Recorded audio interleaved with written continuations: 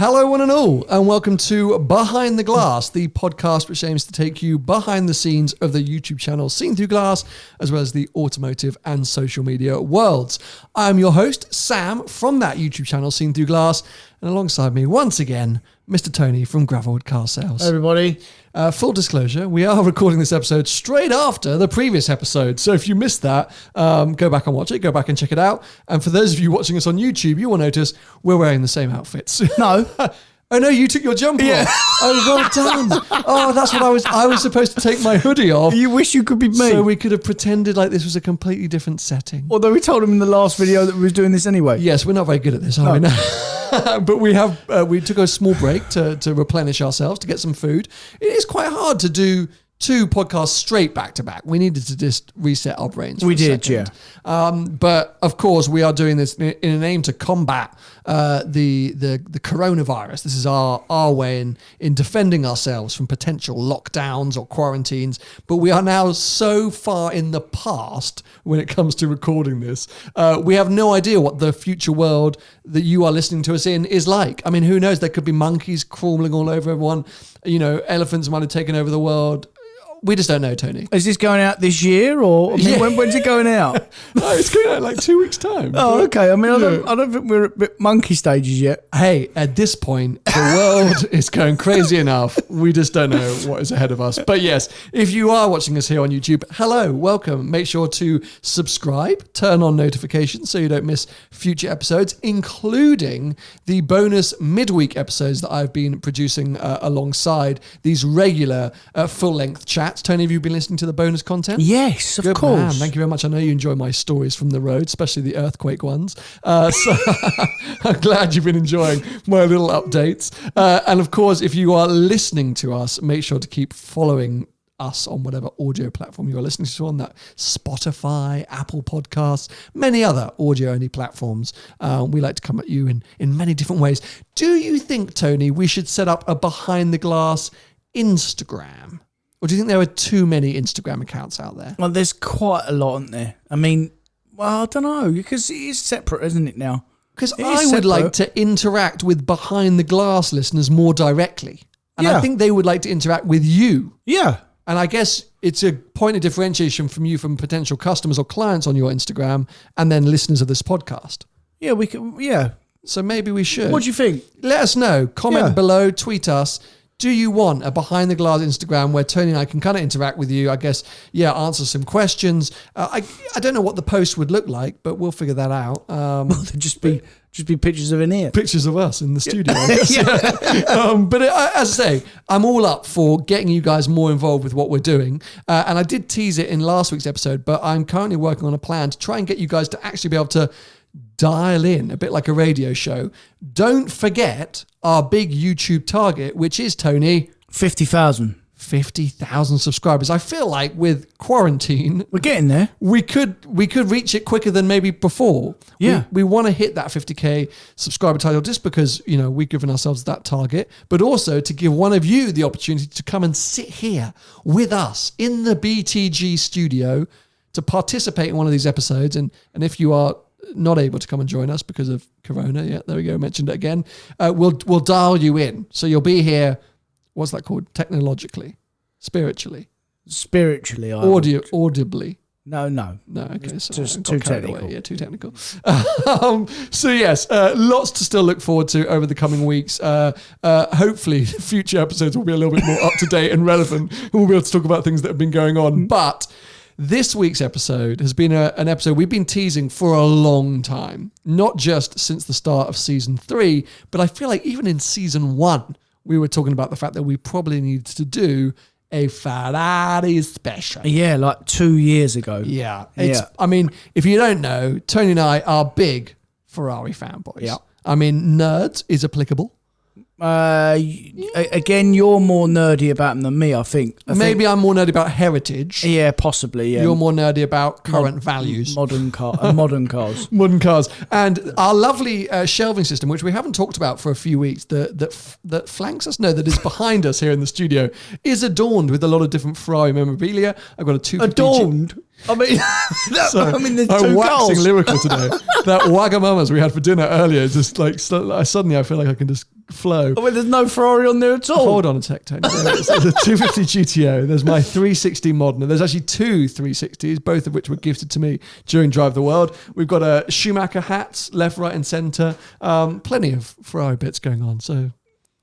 Sit down, although you already are. I already am. But yes, so we've been teasing it for a while, and today we are going to get into Ferrari in general, because there is a question to be answered, which I think we've asked ourselves. Is Ferrari still the brand that we love or have loved? Don't answer it yet, because that's what we're going to be getting into.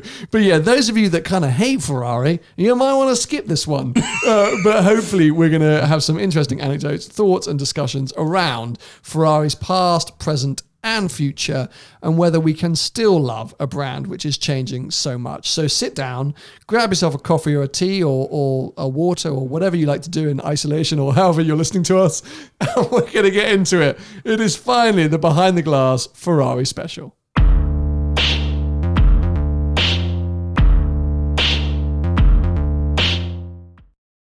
So I feel like we should go back to the beginning.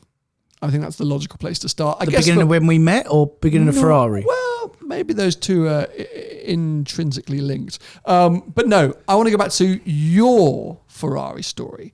Why are you a Ferrari fan? Well, I always liked them when I was a kid. Okay. Obviously. Just because they were red and low and loud? Yeah, just because I think you go through phases, don't you, when you're a child? Sometimes you like Lamborghini, sometimes you like Ferrari, sometimes you like Porsche. And I went through all them phases, but Ferrari definitely the longest. Definitely as I got teens and over, and then I just stuck with Ferrari. Obviously I do love Porsche as well, but yeah, Ferrari's the pinnacle, you know. And it's not just because it is Ferrari, i.e. not because it's Rolex or Cartier because it's Cartier.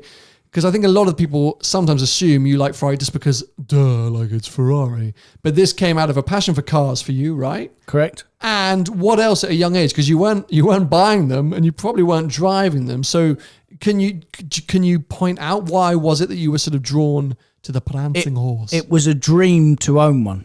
Okay. That's what it was. So when I would see them and I'd go, oh, hopefully one day I can own one of them. Do you know what I mean? And I actually never ever thought I would be able to. Like, obviously you always aspire to owning these nice things, and you see them on the street and you think, mate, one day. And luckily enough for me, a bit of hard work and some persistence. There you go. As I say, done it. I'm having a beer. That was a tricky one. Unbelievable. Well done, sir. If I hadn't had a beer, I'd have got that all wrong. I managed to be able to buy one, and I've had quite a few now. Oh, no need to show off. There's that beer talking again. It's the ego. What cars were you seeing on the road growing up? What were the Ferraris that you were kind of going, oh, I want one of them? Because they can't have been very good ones, knowing your age. I don't really want to admit this. So, your car. Oh, the 360. Yeah. The 355, obviously. Sure. But I never really knew what it was. I never knew it was a 355. Sure. I just knew it was. Oh, yeah. I'm so with you there. Yeah. It was a Ferrari. Yeah. You didn't really care at that I didn't point. really care. But not 348. You're not that old. No, I'm not that old. But even if I did, mate, I wouldn't have known what it was. Sure, it's just a Ferrari. It was just a Ferrari. Because sometimes I go back now to popular culture references where I think I knew the car that was being used. And I'm like, oh yeah, it was great. And actually watching it back, I realised it was a completely different car or model. I just assumed it was, oh yeah, it was definitely a 360 in that Bond film, wasn't it? No, it was a 355. Yeah. But it's just a red Ferrari in my brain, so I just... Yeah, but when my first real recollection was the 430. Oh, okay. So, but seeing it on Top Gear, when it came out on Top Gear, and I thought, oh my god, I like that. I couldn't afford it. It was it's ludicrous. How long ago was that? When did that come out? 2005. You're no better than me. It's 5. Yeah. 5. So 15 years ago. No, because Challenge Stradale was 4 5. Oh, yeah, okay, yeah, 5. 2005. Yeah, so 15 years ago. Do you remember the first Ferrari you drove? It was It was your car, 360. No way. Not your actual car, but I was going to say when. I that was the first car I owned as well. The first Ferrari you owned? First Ferrari. That was the first car you owned. You were doing much better than you've led on. It was a light blue 360 convertible. What they call, is it California blue? They call it that real pale. It wasn't very nice. No. Okay, but at the time, did you think it wasn't very nice? No. Okay, at the time you were like, was it the jackpot? Dog's bollocks. Like, yeah. And it wasn't a lot of money, mate, either. It was like 40 grand or something. Oh, okay, so you drove them when they were right at the like pig's bottom. When there wasn't very good. Okay. So, but I didn't have that for very long because I couldn't, I bought it for myself. So you hadn't driven a Ferrari ever, but you knew you wanted one, and you saw a 40k light blue 360 and went, that's for me. Correct. Okay. Brave. Very brave. Yeah. I didn't have it for very long because really I was punching above my weight a little bit. Sure. And I was a motor dealer then and I sold it off in the trade. Okay. My first real purchase was for my 29th or 30th birthday. Please say 30th. It sounds more, it's got more of a twang, doesn't it? What, because it means you've had one before me? No. I should have thought that. That would have been a great thing to proclaim. But no, I just like, it's cool saying like, I was trying to think of a title for my video. Okay, fine. Tony bought a Ferrari. We both bought Ferraris before we were 30. Well, I was about that time. Okay. I'll use it for a title anyway. And I bought, not with company money, with my own money. Sure. A 430 Spider, a black one. Here he is. And I thought I'd absolutely hit the jackpot. It was like a dream come true. Yeah. And then from then. That was it? Yeah, like, I'm not going to buy anything else. I love Ferrari. Ferrari's the best thing in the world. Yeah, how long did you have the 430 for? 18 months. Okay, proper car. Yeah. 15 months, actually. About 15 months, yeah. Okay, fair enough. Well, I think that's probably brought us up to speed, I guess, on your story. My Ferrari story, a little bit different, but it's been quite well documented on the channel, so we won't dwell on it for as long. But my love actually came from motorsport. So obviously Schumacher and the Ferrari areas, I think, that was kind of my obsession. And then that led into the road cars. A bit like you, I would have seen Ferraris around. I know my godmother's husband, so let's call him my godfather, had, you know what? The worst thing is he can't remember what he had, but it was like a 330 or something like that, like an old 60s Ferrari. And when I was young, I remember going in it and just being like, oh, this is cool. But I was never that obsessed until the whole Schumacher era. And then from that probably came my obsession with the 360, Chance Stradale. And I think then a few bits of Top Gear content. I remember a real standout feature for me was the 612 Scaglietti with the race to the snow resort. Mm-hmm. That was a real standout piece. 599 GTO and sort of forward. I think there's not many Ferraris pre that 360, 612 kind of era that I was that obsessed with, apart from the 60s stuff, which probably goes back into my godmother and her husband. So there's a big period, which I guess you would call the dodgy Ferrari period anyway, which is kind of from, I guess, like mid or late 70s, mid 80s to mid 90s, 85 to 95 that I kind of was a bit blurry about. I would say Ferraris were dodgy till about 2010, till the 458 come out. Okay, well, we'll get into that in a second. But yeah, I think even things like F40 stuff like that, were F50 a bit over my head, if I'm honest. I was all about the F60, the Enzo. Yeah. And then that sort of passion or that maybe that interest became an obsession really once I got into the whole seen through glass thing. Because before that, it was just like cars and like, yes, I love Ferrari, but from a motorsport standpoint and from a heritage standpoint. Yeah. And I, like you, kind of always went, that's what I want to own. Like one day, I dream of owning a Ferrari. There wasn't really any other brand that I was kind of that obsessed with. I liked Aston Martin. I didn't really get Porsche, didn't get Lambo. So yeah, Ferrari was kind of my jam. And then doing what I do now, I started to get exposed to cars. And actually, I have to interrupt that because the first Ferrari I ever drove was pre-STG. There's two weird segues. Basically, the first Ferrari model I ever drove was a 458. So the first time was just before, about 2 or 3 years before Seen Through Glass began. I was forced to take holiday from work. I was a bit of a workaholic when I was in my PR job.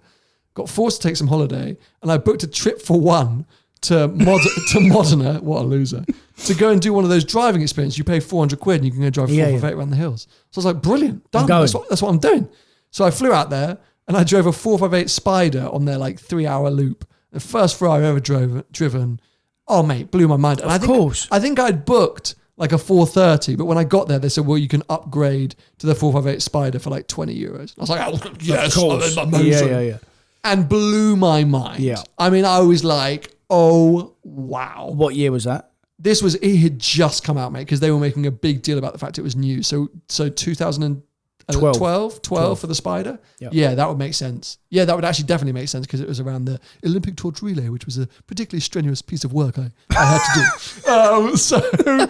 A story for another podcast. Yeah. So that was my first taster. Then I got into whole seen through glass thing. And the next Ferrari I believe I drove was again a 458. One of my first like viral videos in inverted commas, which was, I can't believe this is my life, in a picture of a Ferrari. And I got to drive it down at Phillip Island Cars. Mm-hmm. And that was kind of the real start of the love story. And whilst I'm talking to you, I'm trying to bring up a list here because now, not only on Drive the World, but in general, I have driven a ludicrous amount of Ferraris. And I'm just going to read out to you the Ferraris that I drove during Drive the World. So this is excluding previous other examples. 348 Spider, 360 manual, 360 Challenge Stradale manual, 360 Challenge Stradale, 360 Project Car, 430 Scuderia, 456, 458 Speciale, 488 Pista, 488 Pista Spider, 575M, 599, Enzo, F12 TDF, FF, LaFerrari, Portofino. And your favourite was? Oh my God.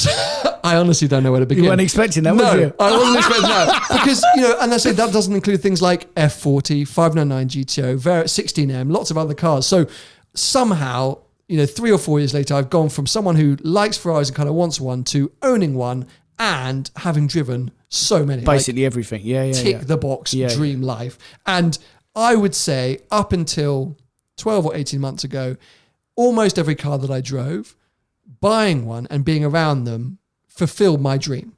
And I get the sense that you were the same with that 430 up until it was everything we wanted. They were amazing. Mm. We were obsessed. This is the dream. Awful car, by the way, now. Yeah. But yeah. When you look back. Yeah. But yeah, hey, my 360 is good today. No. Yes, it is. Tony. It's like going down the road in your face. Are you mad? Oh, no. Have you actually driven it? Have you driven my car? Not your car, no. And I would rather not. Thank you. That is a video coming soon. I actually hate you. It's better than your GT3 RS. Oh, yeah, it's great run track. It's the bumpiest, most uncomfortable thing on the road. Getting in and out of those seats are horrible. Yeah, the seats aren't great. It's awful. And seating anyway. But I'd rather be driving around. Yeah, 360 manual. No. It's probably going to go up in value more than that. Anyway. Don't want to wind you up totally there. But yes, so we both got to this point in our lives separately, which is like we've fulfilled our Ferrari dream. We've bought these cars that we love. We love the brand. How then do we now get to a point where both of us, when we talk about Ferrari and the modern cars and the direction they're going in, do we both grimace slightly? Well, you become a little bit blasé when you become exposed to these cars, especially what we both do. We're both in the motor industry in different parts of it, but we both are exposed to these cars. You become a bit blasé, and it's like being in a sweet shop, and you like sweets, but you wouldn't want them every day. Do you know what I mean? Absolutely. And I think Ferrari, the most important thing about Ferrari is that they have to be special, right? Yeah. They have to have that sense of occasion, that excitement, that when you get in them, you go, oh my God, a Ferrari. And if you're surrounded by them all day, every day, and driving the amount like I do, I don't know what, I did reel that off. It did sound a bit showy-offy, but it was just trying to explain that, I've loved almost every moment.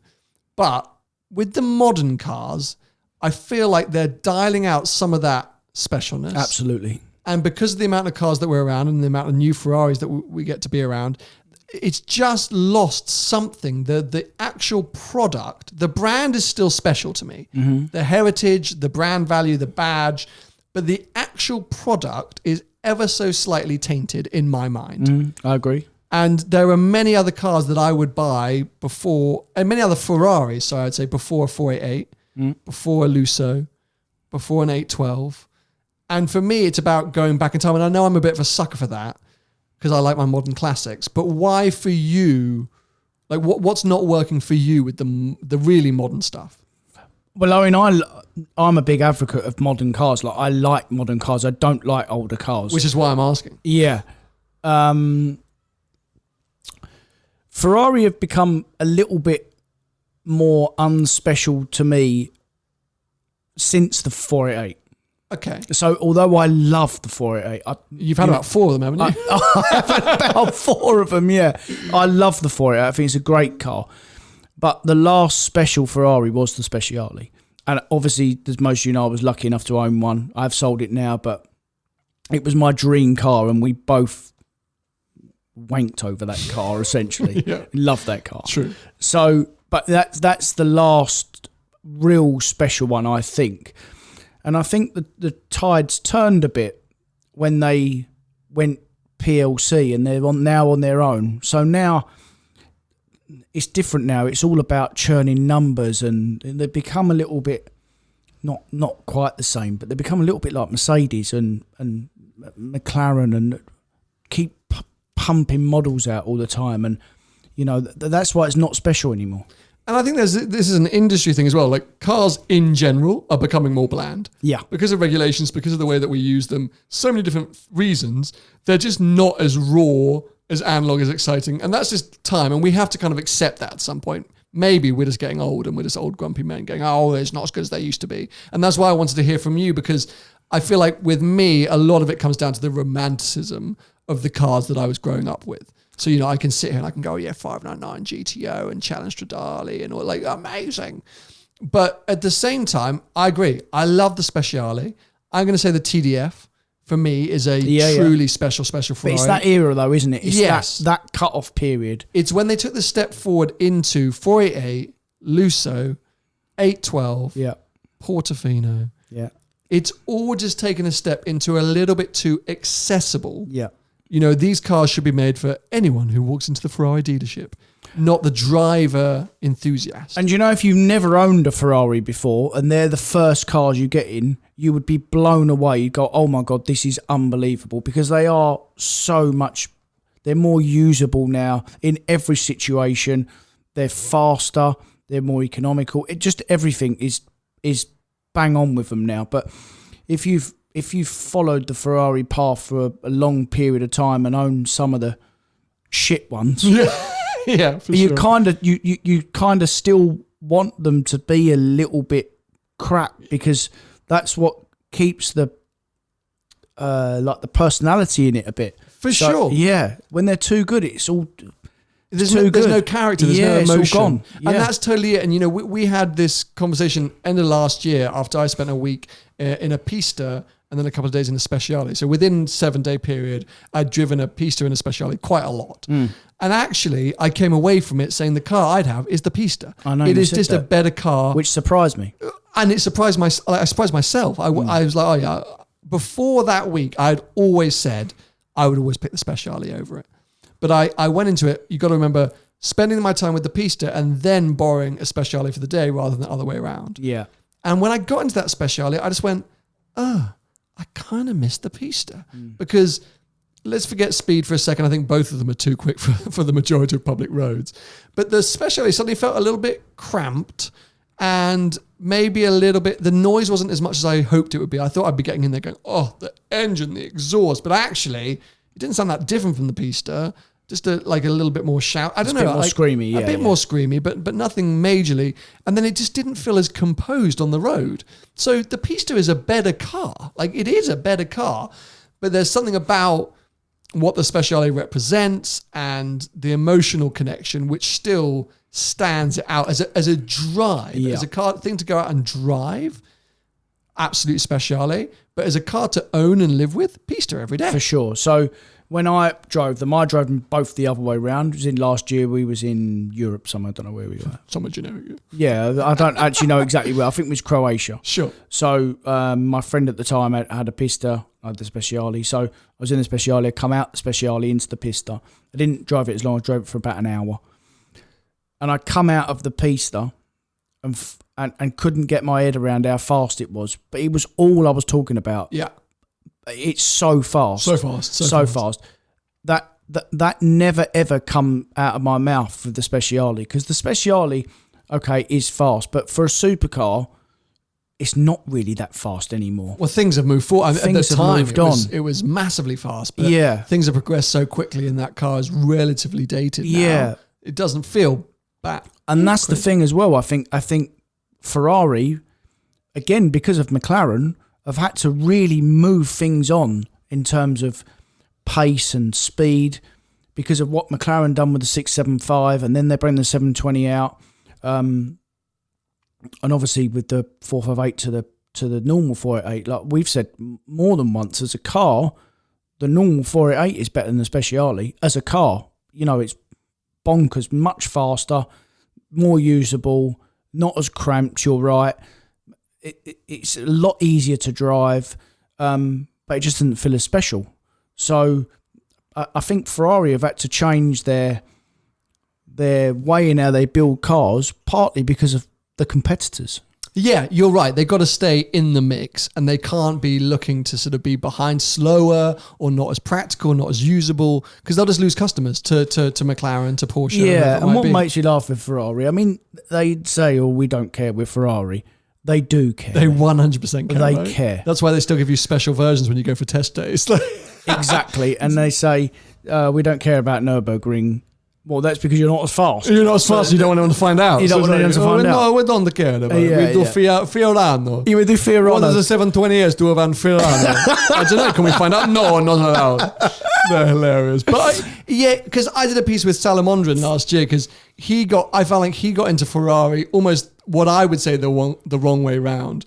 He'd been slagging them off for years and years and years. And he did, didn't he? Never used to like them. Oh my God, never used to like them. And then got invited on an FXX, Pista Pelotti kind of day.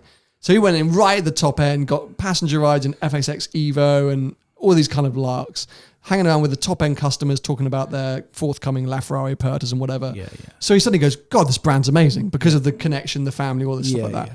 And I said, well, hold on a sec, because to really understand Ferrari and to really appreciate Ferrari, you've got to not only have driven a 348, but kind of love a 348. Do you know what I mean? Because otherwise, you're just buying it like you're just buying the badge. Like you're not buying the car. Like, because for me, that's it. Ferrari is so much more than its products, because despite this current lull, despite the fact that I don't lust after their current models, it doesn't make me dislike Ferrari anymore. As a brand, as a company, I still adore them. There are still a million Ferraris that I would have. And if I was a very rich guy, I'd probably still be out there with an 812 and a 488 Pista and God knows what. It's just that I personally lust after the older stuff. So I think, it's the whole brand that maybe other companies haven't been able to maintain. It's that La Familia kind of attitude that some people knock and say it's like an old boys club. But do you feel like I do that when you're in with Ferrari, it's kind of an amazing feeling? Like, you cherish the reward. The brand is still very special. They look after you like no other as well. They're very good at customer service and rightly so, because their products are a fortune. But their hospitality is very good if you get to go on some of their trips and stuff. And they're very good at it. But they should be, because it's what they do. They haven't got to deal with, like Mercedes have to, millions of customers. A-class customers for sure. A-class customers. Because even if you're a Portofino customer, you're still spending 180 grand or something like that. Of course, so, yeah. So the level of service is obviously very good, but you'd expect it to be. But the question is, are there now too many Ferraris? Yes. Okay. Well answered. 100%. Because the minute you can kind of have a Ferrari for any situation, and let's not forget the per long sang bong dong 4x4 is coming. Per sang, isn't it called, or something stupid? Who makes that? Sanyong. What happened to Sanyong? They're still around, I think. They're still around. Yeah, teamed up with Ferrari. Go on, Sanyong. But basically, I'm trying to think if I can run them down. I feel like I'm going to forget all the variants now, but we've got the Roma, which is a hard-top, rebodied Portofino. Correct. The Portofino. Yeah. Those are what they're going to call the entry-level Ferraris. Correct. For the ladies of the household, apparently. That's not me being sexist. Genuinely, Ferrari puts that in their press releases. I mean, most wives would be happy with Range Rovers. Now they're talking about and buying Romas and... Do you think the Roma is a male Portofino, or do you think they're both targeted at a sort of different, maybe more female customer? Yeah, I for me, Yeah, I don't think they're a man's Ferrari. I think they should both be Maseratis. Yeah. Do you know what I mean? But that's what they used to do as well, remember? Like they course. would team up with Maserati and that would be your entryism. And mate, when your car come out, even the 430, I think, The Grand Sport? you would have to buy a Maserati before you got one. No. Yes, mate. Really? Yes. Okay, so if you buy this that's been in our showroom for 6 years, we'll consider you for the lovely 360. That's such a great impression. Yeah. No way, because obviously I think it's sort of well known now that yes, if you want a Pista, you are buying a Lusso, or if you That's want not all Ferrari dealers, by the way. No. That is some. Of course. Absolutely right. And this happens across the board, and we can't, blame. Some people are great, some people aren't. Porsche do it. Exactly. They'll So we're not pointing fingers, but we're just Lamborghini talking. tried to do it. And I was like, no, we'll skip the Huracan. That's all right. But I lost my train of thought now. But okay, sorry. So you have to buy Maserati. That's amazing. Yeah. But yes, the Roma, I kind of get. There's a part of me that looks at. Sometimes I look at it and I go, great. Sometimes I think it looks a bit like the new F-Type, and sometimes I think it looks like a shoe. But I get why they did it, because I think a lot of people were calling out saying we want a hard top. We want a Dino, don't we? Instead they got the Roma. Yeah. But yes, I definitely think the Portofino should have been a Maserati, and I feel like at some point it probably was. But those two, let's put to the side for a second. They are your sub 200k, theoretically entry level. Your entry level cars. And already you got too many, coupe and a convertible. Then we step up to the the F8. God, I forgot about that crappy car. I say crappy car. It actually starts to look quite good. I've seen them on the road. I just feel like it came out to such a sort of Mate, it's a 488 rebody. Yeah, there was no hype around it. People were like, what is this? And it is a rebodied 488. No real excitement, no big steps forward. Even the body design language isn't really that revolutionary. And it feels like there's just been a little bit. It's a stopgap car. This is not going to be here for that long. It's a 650S for it's a stopgap car, exactly. So the F8 Tributo and the F8 Spider, are they calling it? Launched them both at the same time. When have they ever done that before? And this is the thing, it's all getting a bit lost on me now, and I'm forgetting, how can I forget what the Ferrari models are, but it's all just getting a bit blurry and a bit lost. I know, good, thank you. Then we have the GTC Lusso V8, GTC4 Lusso V8, GTC4 Lusso T, which has the V8 engine from the F8. Correct. No. Rear wheel drive. No. From the Portofino. From the Portofino. God, thank you so much. So glad you're You only had one. So is that all the V8s? Have we done all the V8s? That's the V8s. Yes. So then we move into the V12s, where we've got GTC4 Lusso, Yep. 812 Superfast, Yes. 812 GTS, which I've got such a problem with, and I think we have touched on it, but we can come back to in a second. We're going to.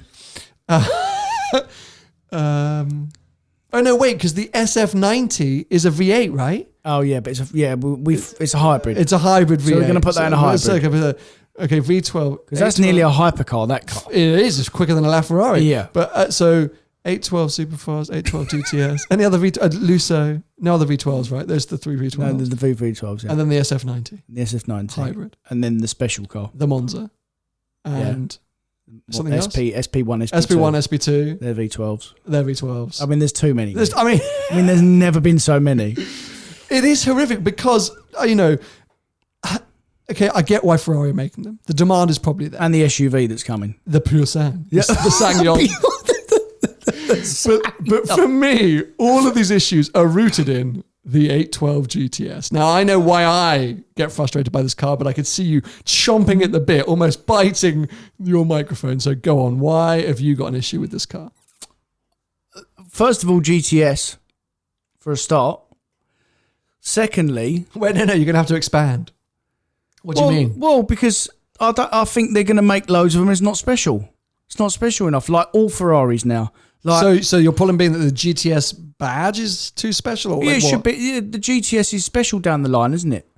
The convertible V12? Yes. Agreed. Okay, cool. So, like the 599 SA Aperta. I mean, they made about 4 of them.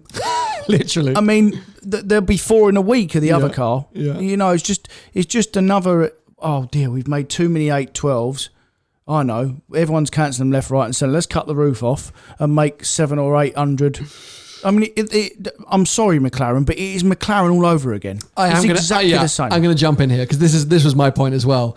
The convertible V12 front-engined Ferrari, the sort of, their headline car, that has always been a super special variant. And so rare. So rare. Like, even if you go back to the day, 250 Cal Spider, like through to, 599 S.A. Perta. I mean, the F12, they made those weird things, the TRS and whatever like that, but otherwise they didn't do one. Yeah. And so you have to look back at that history and go 575 Super America, 550 Barchetta.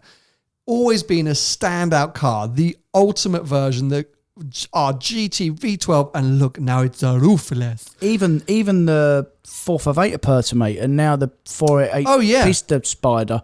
Well, that's bad enough. But yeah.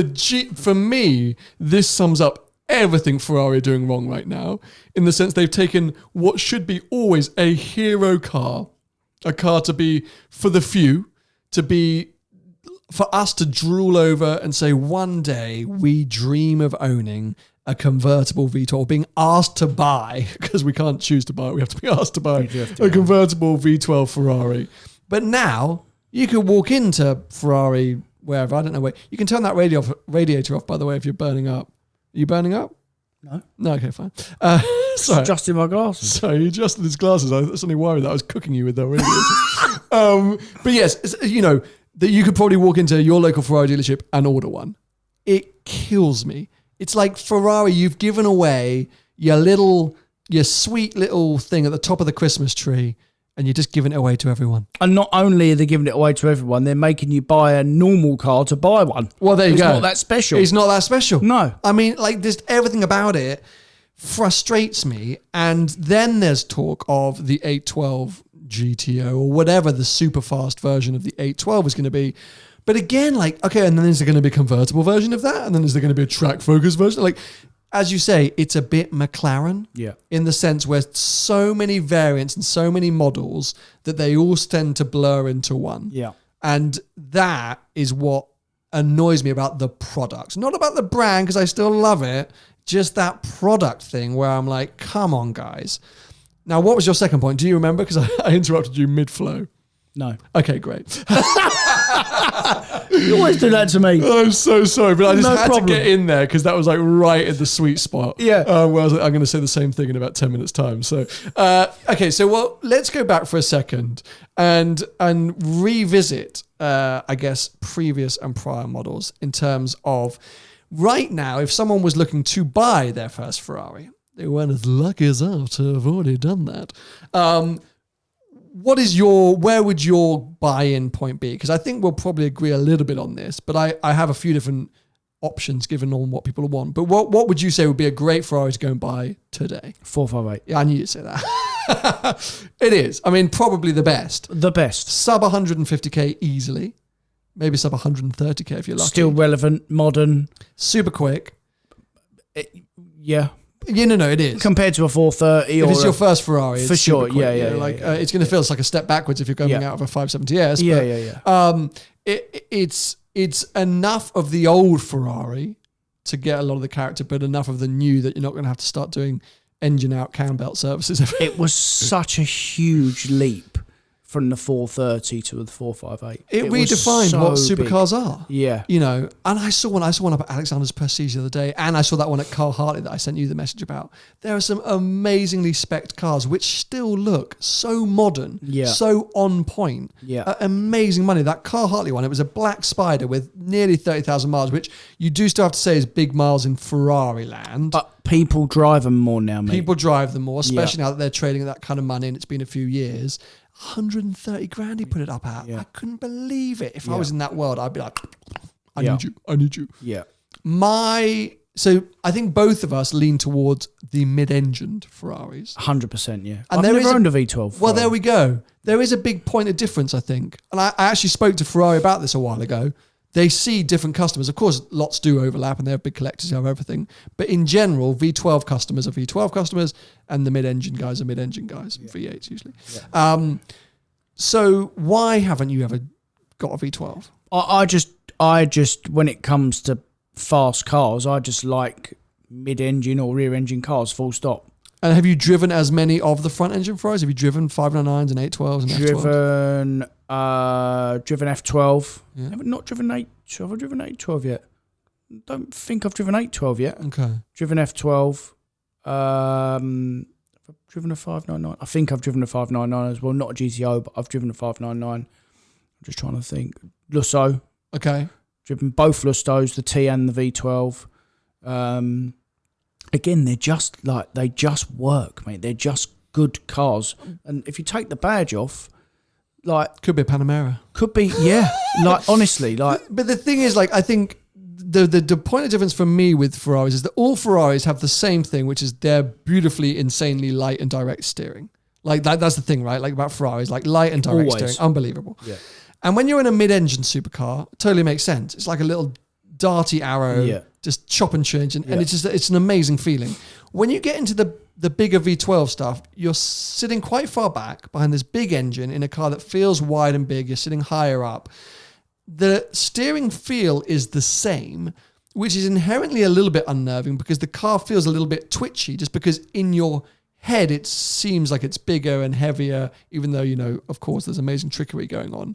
So I feel like it takes me a while to build up to the confidence to thrash the big GT stuff because you're heading towards a corner going, I'm going way too fast, I'm going to understeer. And then the car just goes round. I mean, goes around the corner, sorry, not goes round in a circle. Depending what, if you drive, that's the four-wheel steering ones normally. I mean, if you tried to do that in an F12, you probably would go straight. You probably would. Yeah. It's definitely with a 599. But I just think in general, like, I don't find them as easy to push. They're great cars to cruising because they are GT cars. Whilst I just feel them a little bit, I don't enjoy driving the GT stuff fast, which is why I've always leaned towards the mid-engine. But there are some great deals out there. 599s, for example, are dirt cheap, just very expensive to run. And if you go a little bit further back in time, I think 348s are still a steal. I mean, that's a really analog sensation, and a bit of a doggy Ferrari. Yeah, that's going to cost you a lot if it goes wrong. What was before that? 5.1? No, 4. So hold on a sec, because 512 308 and 328 and those ones. 512 was the TR, but that's a V12. Because they didn't make a front engine variant. They didn't make the front engine. That's right. There was weird. They went TR because they were competing with the Cashmere, probably, like that. So I've probably got that horribly wrong, and someone's you are probably right. I'm right there. Because and then they changed their stance a bit and started to compete more with Aston Martin, didn't they? Yeah, with the DBS and 308. I think was the second mid-engine V8 Ferrari. So what came before that? Yeah, this is your fault. Yeah, I do not know this bit. No, but I do get a bit lost. I mean, there's a lot of 3 this, 2 that. Yeah, F1, blah blah blah. But yeah, I think if you're looking at the moment, if you are in supercar territory. Definitely consider your 458. I think there's not much point in stretching for a 488. I think a 458 is going to be a good starter a Ferrari experience. But I'm also going to do a big plug, and Tony, please back off, for the 360. Because it's a sweet spot in Ferrari's history. It's still an amazing car to drive. It's analog. The F1 boxes are pretty bad, but if you get a later car and get a little bit of work done to it, there's still something about those cars. Probably a 430 F1, arguably a lot better. I'd still try and stick to a manual 360 if I were you. But it's accessible speed, accessible performance, one of the best sounding engines and exhausts you can get out there, and full Ferrari. And I know you'll slag it off, and I know you want to slag it off, but you're wrong. I would just say they are great, great cars. And to not appreciate them is naive of you. And it's not really accessible speed, is it? I mean, it's just about as fast as an RS3. Which is accessible speeds on the road. RS3 is already too quick. Yeah, I would say an RS3 is probably faster on the road. Actually, to be honest. Probably, but it's not all about that, Tony. And the fact that you can get into a 360 for around 50, 60 grand still, if not a little bit less if you're lucky, it's amazing. It is still a full-blooded Ferrari. I don't care what you say. You are it is a silly, Ferrari, man. Yeah, it's a good car, and I think those would be my 2 points to go. If you're looking at the circa 60 grand, 360, you don't need to stretch to a 430 in my opinion, unless you're looking at the F1 boxes, or 458. Those would be my go-tos for now. But the manual 360 is fairly rare, mate. Not as rare as you'd think. Really? Not as rare as you'd think. They do come and go. Yeah, but manual I bet for a 430 nice is one- hard. Yeah, manual 430 is really hard. But the thing which is a nice one is a good point. The minute you're looking pre-458, so 430, 360 backwards, it is so important to have Ferrari service history, a service every single year, whether the car's moved or not. Even if it's got 0 miles, it needs to be looked after. Yeah. And the most important thing is these cars have to be driven. Yeah. Ferraris respond to being driven. They genuinely have personalities and characters. Yeah. And if you leave them alone, they break. Yeah. That is a matter of fact. Yeah. So we've given a little bit of advice of what we think someone could or should go and buy if they want to get into this mad, mad world. Just don't listen to Sam and listen to me. I hate you so much. Tracy Ferraris, best car in the world. Well, it is. So not. We're not talking about Porsche. We're No, doing we're it next not. week. No, we're not doing a Porsche special. I'll just leave you to it for 45 minutes. So our sort of departing question, I suppose, our departing point is, are we concerned? Are we worried? Have Ferrari gone too far? Do we envisage a time when are we not going to buy modern Ferraris? Or is this a bit of a blip? And would you still go out there today and buy a brand new Ferrari from dealer? So I think that we are, again, blasé about it. I think that because of what we've been used to, and they've changed how they do things, because they've had to as well, because of the competitor and what you can buy now. They've moved the game on.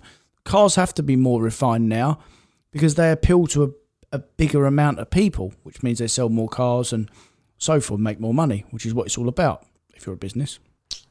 Correct. Now, do I think they're less special? Yes. But I think they're less special because we've been exposed to them, and I've had a few. And you've been exposed to more than me in terms of... So if we feel like that, that's the reason why. Because we've been spoilt. So you put our lack of desire for a new Ferrari down to the fact that we've just been around them too long? Yeah, because, I mean, you still get... There will still be some special cars where you'll think and you'll go, God, yeah, I'm going to try and get that one. I'll have that one. That'll be nice. But gone are the days where every Ferrari was the special one. It's not that now because it's made for the mass, mate, unfortunately. I think that was literally the point that I was going to try and make, but I think you summed up better, which was there are still Ferraris that I want. Pista for sure, one. I would have an 812, I think, and an SF90 I'm really intrigued by. I also want to have a go in a Roma. I still haven't seen one in the flesh yet. I don't. Yeah, I know you don't. And I think I'll be disappointed, but I want to have a go. Yeah. But you're right in the sense where every single Ferrari should be a Ferrari that we lust after. Or I want every Ferrari to be a Ferrari that I lust after. And I think 5 years ago, they were. Mm-hmm. You know, I would want every car in the lineup. Whilst now, it's a little bit... You just have to pick and choose your battles. Yeah, because they're trying to make a car for everyone now. And don't forget, some people that have never bought Ferraris before, they will still be special, mate. Because agreed. You know, compared to any other manufacturer, they are still a special car, and they won't know any different. Fair enough. It's just us older people not older people, but us losers. Well, older customers. Those of us that love 360s and realise that was the best mark Ferrari ever made. I do still really want a 458 though. Yeah. Anyway, I think, all in all, to answer the question of, do we still love Ferrari? Yes. Of course. Do we still want to buy Ferraris? Yes. But not everyone. Not everyone. And that's about it, I guess. Yeah, is that it? I suppose so. I feel like we kind of rounded off and covered off most topics. I'm sure there will be questions. People might have had specific things they wanted us to address. There's one thing you didn't answer. Oh, go on. What I said to you at them list of cars, what would you have? You skipped that. I did skip that. I mean, they really would like to know. This is DriveTheWorld specific. But I think, Challenge Stradale aside, because that's the obvious go-to, isn't it? If I won the Euro Millions, I think I'd get an Enzo. Really? Yeah, because of what it meant to me. It's arguably a bit of an awful car. It's cumbersome. It's crap turning circle. It's crappy gearbox. But it's so special to me That was La Ferrari of my generation. It means like that was everything. I was like, that was my real wow car. But when it came out and still today, it's so far from realistic in my mind. Who knows where the world's going to go? I think the Enzo, just to have the rest of them, there are plenty. If I'm honest, 575, that was a surprise. That really, like, I didn't expect that to be as raw as it. Like that spins its rear wheels. Really? Yeah, I thought that was going to be a real soft car because I've driven a 550 and that was a bit laid back. 575, bit of a monster. All the 360s obviously great. Scud, yeah, I mean, gotta love a Scud. 599 was the most disappointing. I'll be honest. I was a little bit let down by the 599. And out of that list right there, yeah, that's kind of how the Enzo. Yeah, Enzo. Yeah. I think so. If you could go tomorrow with Euro Millions money, which Ferrari would you buy? It would be an Enzo or Laf. Good man. Be one of the two. Okay, well, on that bombshell in Jeremy Clarkson's favourite word, make sure you stay subscribed, turn on notifications for future episodes. If you're listening, if you are listening to us, there we go. Make sure to keep following us on whatever audio platform you're listening to us on. And yes, we will be back next week with another episode of Behind the Glass. Bye-bye. See ya.